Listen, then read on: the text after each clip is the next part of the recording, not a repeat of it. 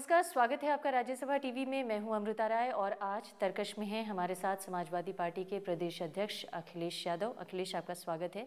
धन्यवाद। चुनाव चल रहे हैं, किस तरह की उम्मीद लेकर आप लोग कैंपेन में उतरे हैं? अभी तक तो हम लोगों को लग रहा है कि सरकार समाजवादी पार्टी की बनेगी, क्योंकि आंदोलन से लेकर के और सरकार के खिलाफ सवाल उठाना और संघर्ष करना समाजवादी पार्टी ने किया है। तो मुझे भरोसा है कि समाजवादी पार्टी को बहुमत की सरकार बनाने का जनता मौका देगी। और अगर बहुमत नहीं आया तो? अभी तक तो हमारा प्रयास है कि बहुमत कैसे भी मिल जाए, इसीलिए हम लोग क्रांति रथ भी पहले चलाए। हालांकि अन्य दलों ने भी शुरुआत की थी रथों की और रथ यात्राओं की, उनकी यात्राएं पूरी हो गई, कुछों की चल नहीं पाई। समाजवादी क्रांति रथ की यात्रा अभी भी चल रही है और लगातार हम लोग चला रहे हैं। तो आप कह रहे हैं कि क्रांति रथ के जरिए आप समाजवादी क्रांति लाना चाहते हैं? नाम ही उसका मैंने दिया है कि समाजवादी क्रांति रथ, और पार्टी ने सोच समझ के नाम दिया है। एक बार नेताजी भी क्रांति रथ पे चले थे, उस समय भी समाजवादी पार्टी को, उस समय जनता दल था, मौका मिला था सरकार बनाने का। तो ये भरोसा है समाजवादी पार्टी को कि जब जब क्रांति रथ चला है और इस बार उसका क्योंकि नाम बदल दिया हम लोगों ने, समाजवादी क्रांति रथ किया है, तो सरकार इस बार भी समाजवादी पार्टी की बनेगी। जब जब समाजवादी पार्टी की सरकार बनी, अपने दम पे कभी नहीं बन पाई। हाँ, ये सच है कि बहुत बड़ी संख्या में हम लोग नहीं जीते, कहीं ना कहीं किसी दल का सहारा लेना पड़ा। और पिछली बार भी कई विधायकों ने जो दूसरे दल के थे उनकी मदद के बाद ही सरकार बनी थी। लेकिन इस बार लगातार जो संघर्ष हुआ है और संगठन जो बना है पार्टी का, अच्छा संगठन है, काम बहुत किया है, प्रत्याशी को पहले घोषित कर दिया, प्रचार में भी हम लोग आगे हैं, इसलिए हमें भरोसा है। और घोषणा पत्र आ जाने के बाद किसान का भरोसा और नौजवानों के लिए जो फैसले हैं, व्यापारियों को जोड़ करके जो चलने की बात है, सच्चर कमेटी, बुनकरों की जो सवाल है, इन सब चीज़ों को लेकर के जब चली है समाजवादी पार्टी, तो हर वर्ग का समर्थन समाजवादी पार्टी को मिल रहा है। हर पार्टी यही समझ रही है कि हर वर्ग का समर्थन उसे मिल रहा है, हर पार्टी यही दावा कर रही है कि हमारी सरकार बन रही है। लेकिन अगर आपको बहुमत नहीं मिलता है तो आप किसके साथ जाएंगे? इसीलिए हम लोग सबसे पहले प्रत्याशी घोषित किए हैं कि जनता में ज़्यादा से ज़्यादा जाना मौका मिल जाए और ज़्यादा से ज़्यादा काम कर लें, क्षेत्र को समझ लें, क्षेत्र की समस्याओं को समझ लें, और जो प्रत्याशी जनता के बीच में ज़्यादा रहेगा उसको समर्थन मिलेगा। इसीलिए सबसे पहले समाजवादी पार्टी ने प्रत्याशी घोषित किए और उसी भरोसे पर मैं ये कह सकता हूँ कि सरकार समाजवादी पार्टी की बनेगी। लेकिन फिर भी अगर जरूरत पड़ी तो क्या आप कांग्रेस के साथ जाएंगे या बीजेपी के साथ जाएंगे या बीएसपी के साथ भी जा सकते? देखिए, समाजवादी पार्टी को की सरकार ये तीनों दल नहीं बनने देंगे। इन तीनों दलों का प्रयास होगा कि समाजवादी पार्टी की सरकार ना बने। बीजेपी से तो समझौता समाजवादी पार्टी का कभी हो नहीं सकता। बीएसपी किसी भी परिस्थिति में समाजवादी पार्टी की मदद नहीं करेगी और कांग्रेस भी कभी भी सहयोग नहीं करना चाहेगी समाजवादी पार्टी या समाजवादी पार्टी की ताकत उत्तर प्रदेश में बढ़े। इसलिए हम समाजवादी पार्टी को अपने भरोसे पर ही बहुमत लाना होगा, वरना उत्तर प्रदेश में सरकार समाजवादी पार्टी की नहीं बनेगी।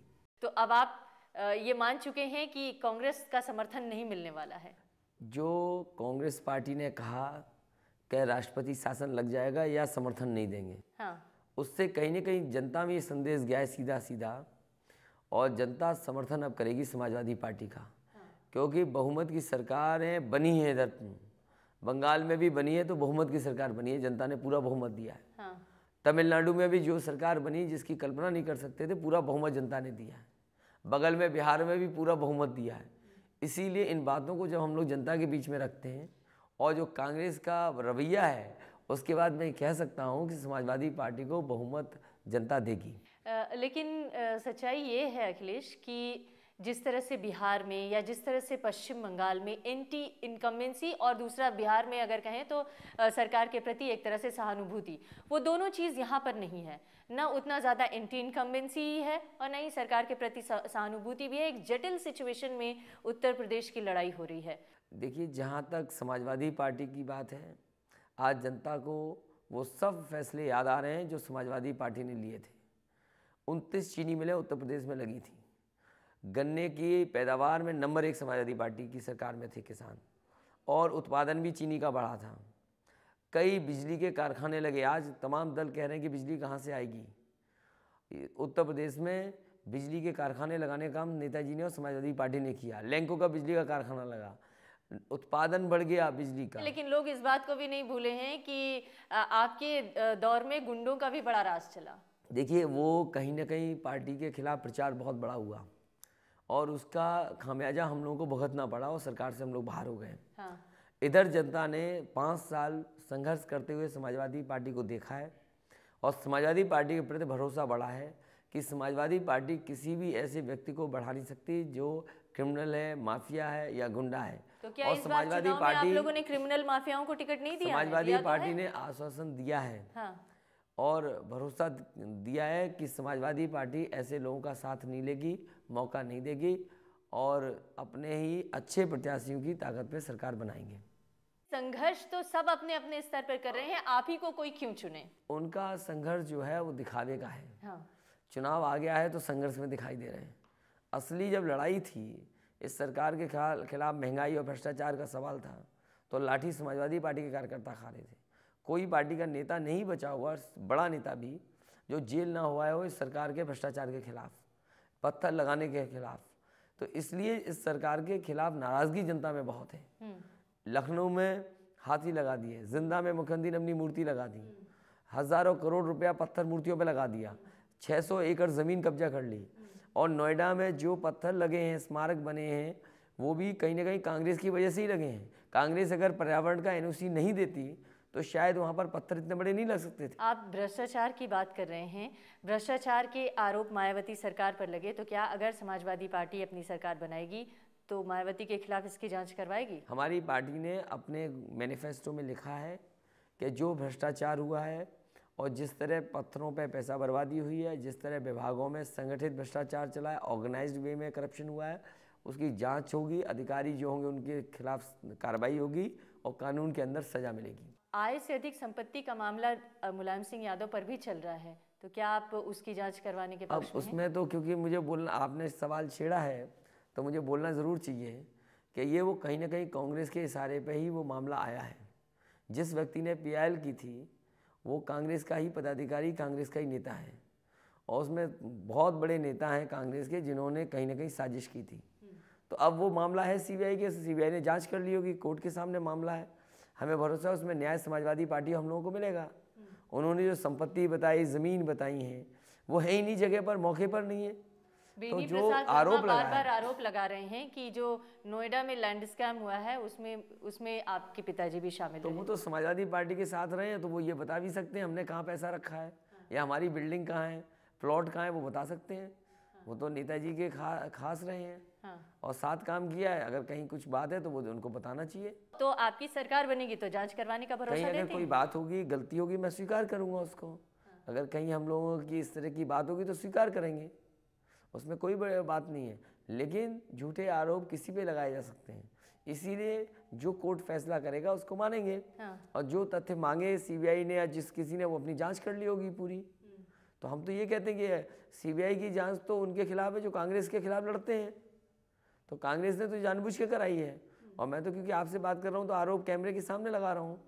और लोकसभा में भी मैंने कहा, नेताजी ने भी लोकसभा में कहा। आप जब इतना जानते हैं कि कांग्रेस जो है सीबीआई का इस्तेमाल कर रही है, नेताजी को बदनाम करने की कोशिश कर रही है, तो भी आप उनके साथ क्यों चिपके हुए हैं? तो अब वो परिस्थितियां ऐसी हैं कि बीजेपी को रोकना है। अब उत्तर प्रदेश में बीजेपी बढ़ने लगी है, तो इस बीजेपी को कोई रोकेगा? समाजवादी पार्टी रोकी, क्योंकि सांप्रदायिक दल ने हमेशा भेदभाव किया है, हिंदू मुसलमान के बीच में एकता को खराब करने का काम किया, भाईचारे को नुकसान पहुँचाया इस पार्टी ने। इस दल को रोकने के लिए समाजवादी पार्टी ने कांग्रेस का समर्थन किया है। लोकायुक्त की नियुक्ति भी एक बड़ा मसला बना हुआ है लोकपाल बिल के वक्त में। क्या आप लोकायुक्त की नियुक्ति? लोकायुक्त वो सवाल जब आएगा तो उस पर पार्टी फैसला ले लेगी और पार्टी चाहती है कि किसी न किसी रूप से भ्रष्टाचार रुके, क्योंकि आम आदमी से लेकर के पूरा देश भ्रष्टाचार से परेशान है। और भ्रष्टाचार के सवाल पर जनता ने समर्थन कई लोगों को दिया है, चाहे वो अन्ना जी रहे हों, चाहे बाबा रामदेव जी रहे हों। इन दोनों ने जब काले धन और भ्रष्टाचार का सवाल उठाया, जनता ने इनका साथ दिया है। इसलिए बहुत महत्वपूर्ण मामले हैं दोनों। समाजवादी सरकार बनेगी तो भ्रष्टाचार को रोकने के लिए कोई भी कड़ा से कड़ा कदम उठाना पड़ेगा तो समाजवादी पार्टी उठाएगी। लोकायुक्त की नियुक्ति भी करेगी। अब वो फैसला क्योंकि मैं नहीं ले सकता हूँ, सरकार होगी तब फैसला। अगर आप सरकार स्वीकार करें तो कुछ बोल दूँ मैं। आप तो मान के चल रहे हैं ना कि आपकी सरकार बनेगी। अब वो पार्टी का फैसला होगा कि पार्टी किस तरह तय करती है, लेकिन समाजवादी पार्टी इस बात का भरोसा दिला सकती है कि भ्रष्टाचार को रोकने के लिए कड़े से कड़े कदम उठाए जाएंगे। उस लोकायुक्त के दायरे में मुख्यमंत्री की भी कुर्सी होगी? वो तो हम लोगों ने प्रधानमंत्री के लिए रोक लगाई थी कि प्रधानमंत्री क्यों, जो सबसे बड़ी पोस्ट है उस पर बहस हो सकती है। कुछ लोग कहते हैं होना चाहिए, कुछ लोग नहीं कहता चाहते हैं। अगर सबसे बड़ी पोस्ट को ही आप कमज़ोर कर दोगे तो लोकतंत्र कहाँ चलेगा? इसका मतलब आप कह रहे हैं कि लोकायुक्त के दायरे में मुख्यमंत्री को नहीं शामिल किया जाना सवाल वो नहीं है, सवाल ये है कि हम लोग जब आएगी सामने चीज़ें तो बहस करेंगे। जो अच्छा होगा, जिससे भ्रष्टाचार रुक सकेगा, नियंत्रण में आ सकता है, वो फैसला लेंगे। जी अखिलेश, आप हमारे साथ बने रहिए। एक छोटे से ब्रेक के लिए रुकेंगे, ब्रेक के बाद जल्द हाजिर होते हैं।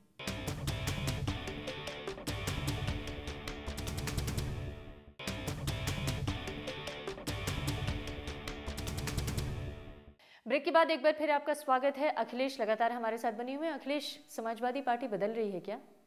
समाजवादी पार्टी का प्रयास है कि सभी लोगों को जोड़ के चलें, और किसी को उसमें बदलाव लग रहा है, और मुझे तो समझ में नहीं आ रहा है कि हम सिद्धांत को कहाँ छोड़ रहे हैं। सिद्धांत को तो कहीं नहीं हमने छोड़ा। जो समाजवादी सिद्धांतों पे हम लोगों के तमाम नेताओं ने संघर्ष किया, उन्हीं सिद्धांतों को लेकर के हम लोग आगे। समाजवादी आंदोलन हमेशा परिवारवाद का विरोध करता रहा है। ये सत्ता का परिवारवाद का विरोध किया है समाजवादियों ने, और सत्ता में हम लोग नहीं हैं, और ये संघर्ष का परिवारवाद आप देख रहे हैं। तो संघर्ष में अगर पूरा परिवार लगा हुआ है तो मैं समझता हूँ इसका विरोध कोई भी समाजवादी नहीं करेगा। लेकिन अखिलेश, सच्चाई ये है कि अगर आप मुलायम सिंह जी के बेटे नहीं होते तो आप भी पार्टी के प्रदेश अध्यक्ष नहीं बनते। ये सच है, लेकिन ये मेरे हाथ में नहीं है, अब वो मैं बदल भी नहीं सकता हूँ। और मेरा काम देख करके पार्टी ने मौका दिया है मुझे, और लगातार 10 साल से पार्टी दूसरे युवा नेताओं को भी ये मौका देगी? इतनी ही आज़ादी से उन्हें मौका मिल सकता है? स्वीकार करेंगे। अगर कोई युवा नौजवान होगा और अगर अच्छा है तो उसको मौका देगी पार्टी। और आप जितने भी यूथ के संगठन के लोग हैं उनको हम लोग मौका दे रहे हैं। टिकट जो लड़ रहे हैं 120 नौजवान लड़ रहे हैं, इतने तो किसी दल में नहीं लड़ रहे हैं।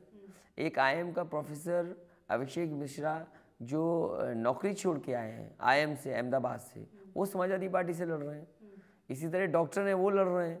आप कुर्सी खाली करेंगे उनके लिए? मैं कोई भी नेताजी और पार्टी का फैसला होगा, मैं सबसे पहले कुर्सी खाली करूँगा। एक आपकी पार्टी के ऊपर आरोप लगता है कि ये प्राइवेट परिवारवाद वाली पार्टी चली जा रही है, PPP के मॉडल पे जैसे काम कर रही है। क्या आपको नहीं लगता है कि पार्टी इससे कहीं ना कहीं कमज़ोर हो रही है, और लोकतांत्रिकरण जो है वो पार्टी को कमज़ोर करता है? देखिए, पार्टी के अंदर लोकतंत्र भी है, और पार्टी के संगठन में केवल हम नहीं हैं, परिवार के लोग नहीं हैं, बहुत सदस्य हैं। प्रदेश का अकार्नी है, संगठन हमारा जिले का है, राष्ट्रीय का अकार्नी है। 3 ही सदस्य लोग हैं, 4 लोग हैं जो पार्टी के संगठन में हैं। और सच्चाई ये है कि बहुत बड़ा समाजवादी पार्टी का संगठन है। लेकिन सच्चाई ये भी है कि इसी बात से नाराज़ होकर राजबब्बर छोड़कर चले गए, बेनी जी छोड़कर चले गए, और अमर सिंह छोड़कर चले गए। जाने वालों तो बहाना ढूंढते हैं, और जिन्हें जाना होता है उन्हें कोई नहीं रोक सकता। अपने स्वार्थ में ये लोग गए हैं, और आज आरोप लगा रहे हैं कि इस वजह से गए हैं पार्टी के। तो आदमी जो जा रहे हैं वो अपने स्वार्थ में जाते हैं। अच्छा, ये और अपने फैसले से जाते हैं। समाजवादी पार्टी की कोशिश होती है लोगों को जोड़ करके साथ रखने का, और जो लोग छोड़ के गए साथ ऐसा क्यों हुआ? आजम खान क्यों नाराज हुए बैठे हैं? वो राजनीतिक परिस्थितियां अलग थी जिनमें जो ये नाराजगी या जिस तरह की बात हुई, आज समाजवादी पार्टी के साथ हैं, सब अपने प्रचार में और पार्टी को मजबूत करने में लगे हुए हैं। लेकिन लोगों को ये लग रहा है कि जैसे ये भी उसी ढर्रे पे चल रही है जैसे तमाम क्षेत्रीय पार्टियां चलती हैं। अगर मुलायम सिंह का परिवार न हो तो समाजवादी पार्टी बिखर जाएगी। नहीं, ऐसा नहीं है। समाजवादी पार्टी में जो नेतृत्व है या जो संगठन में लोग हैं, ये बहुत पुराने समाजवादी लोग हैं। आदरणीय ब्रजभूषण तिवारी जी हैं, लोहिया जी के ज़माने से वो आज काम कर रहे हैं। आदरणीय मोहन सिंह जी हैं जिन्होंने बहुत बड़े बड़े समाजवादी नेताओं के साथ काम किया है। मैं अपने क्षेत्र में जहाँ से चुन कर के आता हूँ, लोहिया जी का क्षेत्र रहा है। मैं वहाँ देखता हूँ जात धर्म से ऊपर उठ कर के लोग समाजवादी हैं और मेरी मदद करते हैं, चुनाव में समाजवादियों की मदद करते हैं। समाजवादी पार्टी विचारधारा के स्तर पर वैसी ही रह गई है जैसे उसकी कल्पना की गई थी, या समाजवादी पार्टी मॉडर्न हो रही है? देखिए, हमारा मुख्य रूप से जो सिद्धांत है संपन्नता का, और गैर बराबरी खत्म हो, और संपन्न लोग हों, और समानता है, और गैर बराबरी खत्म हो, बराबरी हो उनके अंदर। तो इसके लिए आपके पास कोई रोड मैप है? जिस तरीके से समाजवादी सिद्धांतों में मान लीजिए आज महंगाई है, और महंगाई सबसे बड़ा सवाल आज है। अगर दाम बांधो की नीति जो समाजवादियों ने दी है, लोहिया जी ने दी, अगर वही लागू हो जाए तो मैं समझता हूँ महंगाई की समस्या का समाधान हो सकता है। आज सवाल महंगाई का इसलिए है क्योंकि कौन कितना मुनाफा कमा रहा है ये हम सरकार नियंत्रण नहीं कर पा रही है, और सरकार बड़े बड़े उद्योगपति और तमाम कारखाने वालों को लाभ देने का मौका दे रही है। अगर दाम बांधो की नीति लागू हो जाए तो मैं समझता हूँ महंगाई पे नियंत्रण किया जा सकता है। दाम बांधो की नीति आप कैसे लेके आएंगे? क्यों नहीं ला सकते? सरकार दीजिए, दाम बांधो लागू करेंगे हम लोग, क्यों नहीं लागू हो सकती? आपको तो 5 साल पहले सरकार दिया ही गया था। तमाम उद्योगपति आए जरूर राज्य में, देखने को मिला कि उद्योगपतियों के साथ मुख्यमंत्री जी की फोटो छप रही है, लेकिन उद्योग धंधे नहीं आए। मैं समझता हूँ अगर आप जानकारी करेंगे और समाजवादी पार्टी का पुराना रिकॉर्ड उठा के देखेंगे, हज़ारों करोड़ जो किसानों का बकाया पैसा था गन्ने का, वो समाजवादी पार्टी ने दी।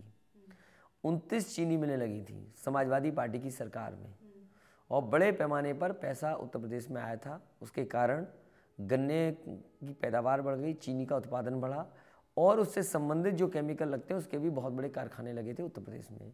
श्रीनगर में एक प्लांट है जो दक्षिण भारत की कंपनी ने लगाया, वो पानी से बिजली बना रहा है, तो बिजली के कारखाने लगे, गन्ने की तो आप ये चीनी मिल लगी 2, और उसके बाद और कारखाने का माहौल बनाया।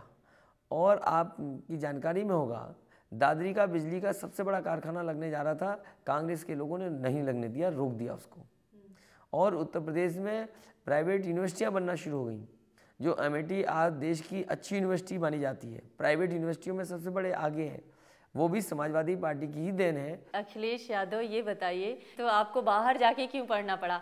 आप भी अपने राज्य में अपने यहाँ पे पढ़ने वाले बच्चों के साथ पढ़े होते, आप अंग्रेजी माध्यम से पढ़ के आए, आप बाहर से पढ़ कर आए। आज से 10 साल पहले कोई स्कूल नहीं थे इंजीनियरिंग कॉलेजेस यूपी में, कुछ दिन पहले नहीं इंजीनियरिंग कॉलेज खुल पाते थे। उस समय हम लोगों को अलग अलग जगह जाना पड़ा, मुझे साउथ में भी जाना पड़ा, मैसूर यूनिवर्सिटी में पढ़ना पड़ा, तो मैं पढ़ा हूँ वहाँ पर जा कर के। अब यही इंतज़ाम उत्तर प्रदेश में हो गया है, तो आप देखेंगे बहुत बड़ी संख्या में नौजवान जो बाहर जाते थे आज नहीं जा रहे, यूपी में जा रहे हैं। तो मेडिकल कॉलेज हम लोग खोल रहे हैं, 4 मेडिकल कॉलेज खोले।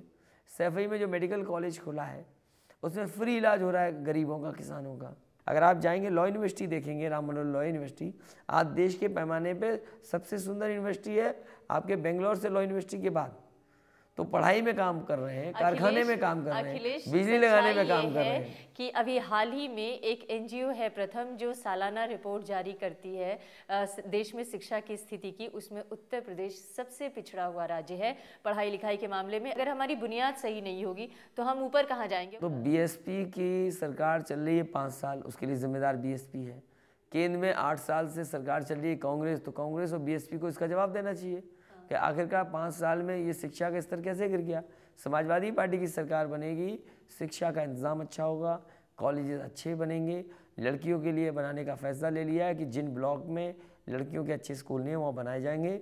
हॉस्टल की भी सुविधा देनी पड़ेगी तो देंगे, मेस में अच्छा खाने का इंतजाम भी समाजवादी पार्टी करेगी। इसका मतलब समाजवादी पार्टी सिर्फ लैपटॉप और आईपैड ही नहीं बांटेगी, शिक्षा बेहतर बनाएगी। शिक्षा का इंतजाम अच्छा होगा और लैपटॉप भी देने का काम और कंप्यूटर टैबलेट देने का काम भी समाजवादी पार्टी करेगी। लैपटॉप और टैबलेट का कनेक्शन जब तक ना हो तब तक वो काम नहीं करता है, केवल झुंझुना पकड़ाने से काम नहीं चलेगा। देखिए, ज़रूरी नहीं, टेक्नोलॉजी है, और जो आज मोबाइल चला सकते हैं, स्कूल कॉलेज में सब्जेक्ट्स हैं कंप्यूटर के, अपने आप भी सीखा जा सकता है।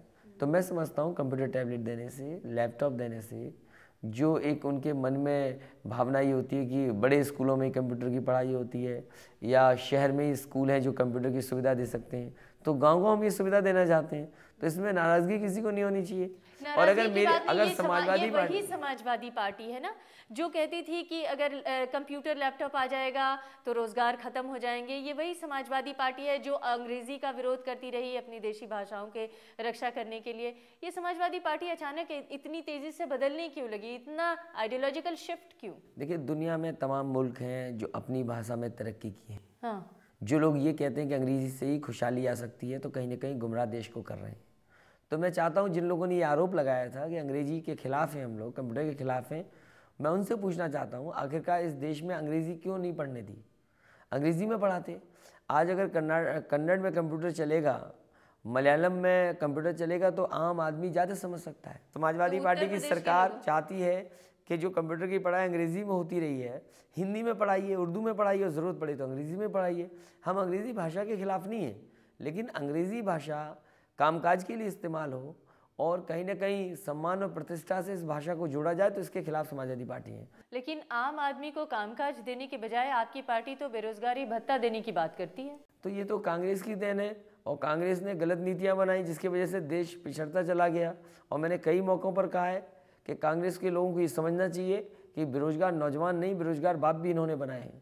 क्योंकि जो नौजवान बड़े लिखे आप वादा करते हैं अपने मैनिफेस्टो में कि हम रोजगार देंगे, बनस्पत आप ये वादा कर रहे हैं कि आप बेरोजगारों को बेरोजगारी भत्ता देंगे। हमारी पार्टी ने ये फैसला लिया है और ये वादा किया है जनता को कि रोजगार का इंतजाम करेंगे, कारखाने उद्योग लगाएंगे, और भी विभाग है, मान लीजिए पर्यावरण विभाग है, फॉरेस्ट विभाग है, जिसमें नौकरी की बहुत ज़रूरत है, आवश्यकता है, तो उस विभाग को खोलेंगे जिससे नौकरी और अवसर मिल सकें। और जिन नौजवानों को रोजगार नहीं दे पाएंगे उनको बेरोजगारी भत्ता देंगे। कम से कम न्यूनतम जीवन स्तर जीने की तो उनकी आज़ादी हो। जी अखिलेश, आप हमारे साथ बने रहिए, एक छोटे से ब्रेक के लिए रुकेंगे, ब्रेक के बाद जल्द हाजिर होते हैं।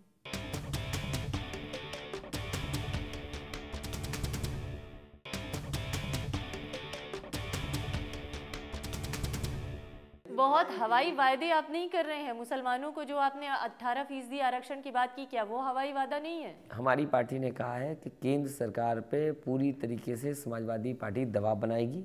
समाजवादी पार्टी चाहती है, कांग्रेस पार्टी अगर मुसलमानों को आरक्षण देना चाहती है तो आरक्षण आबादी के हिसाब से दे। समाजवादी पार्टी उनके साथ पूरी तरीके से संविधान संशोधन के लिए भी पक्ष में है। और जब तक आरक्षण नहीं हो पा रहा है तब तक समाजवादी पार्टी ने कहा है कि सच्चर कमेटी और रंगनाथ मिश्रा की सिफारिशें जो प्रदेश स्तर पर लागू हो सकती हैं वो पूरी लागू की जाए। संविधान संशोधन कैसे करवाएंगे अगर ये नहीं होता है, कोर्ट में चैलेंज हो जाएगा, गिर जाएगा, तो आपका तो वादा झूठा निकल जाएगा। कांग्रेस के पार्टी के लोगों ने तो 4.5% दिया, फिर 9% का वादा कर रहे हैं। आज जिन मंत्रियों ने कहा है उनका ही खतरा है कि मंत्री रहेंगे कि नहीं रहेंगे। तो चुनाव आयोग ने भी टिप्पणी की है, राष्ट्रपति पे भी पत्र लिखा गया है, तो हो सकता है उनको जाना पड़े। इसीलिए समाजवादी पार्टी ने कहा है कि बिना संविधान संशोधन के इतना बड़ा आरक्षण संभव नहीं है और देश में बहस हो जाए, और नहीं होती तो सच्चा कमेटी की नीतियां लागू करें, सच्चा कमेटी के फैसले। तो आप ये चाहते हैं कि मुसलमानों को अलग से 18% आरक्षण दिया जाए और उसके लिए संविधान संशोधन भी करना पड़े तो करेंगे? जो लोग आरक्षण लेकर के आए हैं उनकी जिम्मेदारी बड़ी बनती है, और समाजवादी पार्टी इस पक्ष में रही है और अपनी नीतियों से भी मुसलमान भाइयों को नौकरी दी है। आप उत्तर प्रदेश की पुलिस की भर्ती आप पता कर लीजिए, समाजवादी पार्टी ने 14% मुस्लिम नौजवानों को पुलिस पीएससी में भर्ती कर दिया। अखिलेश, आप मुसलमानों के बड़े हितैषी और शुभचिंतक बन रहे हैं, लेकिन जो ओबीसीज में अति पिछड़े ओबीसीज हैं, जिसको एमबीसी की कैटेगरी दी जा रही है, कांग्रेस जिसका जोर शोर से समर्थन कर रही है, आप उसके विरोधी क्यों हैं? देखिए, जितना उलझन पैदा कर सकती है, उलझा सकती है, कांग्रेस हमेशा ऐसा ही उलझाने का काम करती है। नियत नहीं है, केवल चर्चा कांग्रेस चाहती है। इसीलिए समाजवादी पार्टी ने सीधी सीधी उन 16-17 जातियों की मदद करने का फैसला लिया था। और उत्तर प्रदेश में जब समाजवादी पार्टी की सरकार थी तो अनुसूचित जाति का उनको प्रमाण पत्र देने का काम भी किया था, जिसमें केवट, मल्ला, निषाद, बाथम, राजभर, चौहान, बिहार ये जातियां थीं। लेकिन उनको अनुसूचित जाति में शामिल करने की बात क्यों? वो तो ओबीसीज कैटेगरी में आते हैं ना, तो उनको अति पिछड़े ओबीसीज में क्यों नहीं कोटा विद इन कोटा कर देते? तो उसमें अगर शामिल हो जाएंगे तो आपत्ति क्या है? क्योंकि फिर एससीज को आपत्ति हो जाएगी। अभी आप इसका मतलब ये आप है कि आप पिछड़ों को नाराज नहीं करना चाहते हैं, लेकिन आप दलितों को नाराज करना चाहते हैं। कई प्रदेशों में उनकी जातियां दलित में हैं, अनुसूचित जाति में शामिल हैं। तो मध्य प्रदेश में मान ली शामिल है कुछ जातियां, उत्तर प्रदेश में शामिल नहीं, पूरा एक सीमा है। तो ये कौन सी परिभाषा हुई? आप लोग के पास किस तरह का उसको लेके प्रस्ताव है? हमारी पार्टी का सीधा फैसला है कि ये 17 जातियों को, जिसमें गौड़ भी हैं, बिहार हैं, प्रजापति हैं, निषाद हैं, केवट हैं, इनको शामिल किया जाए, इनको अनुसूचित जाति में शामिल किया जाए। ये समाजवादी पार्टी का मानना है। एक अफसरशाही को लेकर सवाल उठाए जाते हैं बार बार। जब भी समाजवादी पार्टी आती है तो आईएएस पीसीएस अफसर समाजवादी पार्टी के हो जाते हैं, बीएसपी आती है तो उसके हो जाते हैं।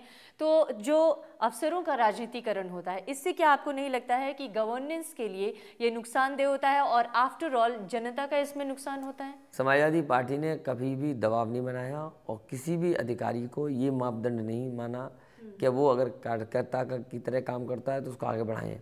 उनको पूरी स्वतंत्रता और जिम्मेदारी के साथ काम करने के लिए हमेशा प्रेरित किया है समाजवादी पार्टी। लेकिन ये सच्चाई है कि अफसरों के अंदर एक राजनीतिकरण हो गया है और इसे तोड़ने के लिए समाजवादी पार्टी क्या करेगी? जो अच्छे होंगे, निष्ठावान होंगे, मेहनत करने वाले अधिकारी होंगे, ईमानदार अधिकारी हैं, उन्हें मौका दिया जाएगा जिससे कि उत्तर प्रदेश आगे बढ़े, खुशहाली के रास्ते पे जाए और जनता को अच्छी सुविधाएं और वो नीतियां लागू हो सकें। वैसे पुराने अफसर, जो आप निष्ठावान अफसरों की बात करते हैं, वो तो बहुत मायूस हो जाते हैं। अब क्योंकि सरकार चलानी है, नीतियां जनता तक पहुंचानी है, तो अच्छे अधिकारियों को तो शामिल करना ही पड़ेगा। क्योंकि आप लोग उत्तर प्रदेश में सरकार बनाने के बारे में सोच रहे हैं, उत्तर प्रदेश की तस्वीर बदलने की बातें आप बार बार कह रहे हैं। उत्तर प्रदेश की तस्वीर बदलने के लिए पैसे कहाँ से ले आएंगे आप? देखिए, उत्तर प्रदेश में इतने संसाधन हैं। उत्तर प्रदेश एक ऐसा प्रदेश है जिसके हर ज़िले में एक अपनी इकोनॉमी है। भदोही जाएंगे तो आप कारपेट है, फिरोज़ाबाद जाएंगे तो कांच का काम है, इसी तरह बनारस का अपना सिल्क का काम है, लखनऊ का चिकन वर्क है, और भी इंडस्ट्री हैं, आगरा में लेदर है, कानपुर में ट्रेंडीज़ हैं, इसी तरह ताले से लेकर के लकड़ी का काम, और बहुत बड़े पैमाने पे हर ज़िले में कहीं ना कहीं अपनी इकोनॉमी है।